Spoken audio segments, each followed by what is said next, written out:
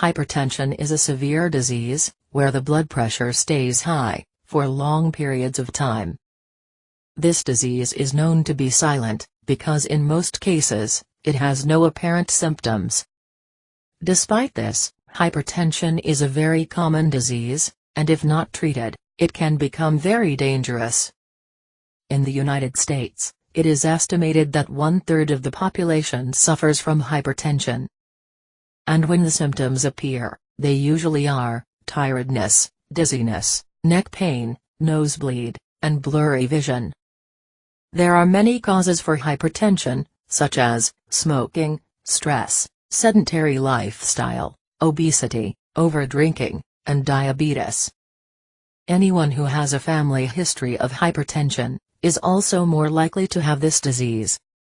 And it is a very serious problem, because it can lead to strokes, loss of vision, heart failure, aneurysm, and even death. If your blood pressure is high, or if you have any symptoms, I recommend that you access the link in the description, right below this video. It will help you a lot to solve your problem forever. If you liked this video, click on like below, and subscribe to the channel. Get well, and good luck.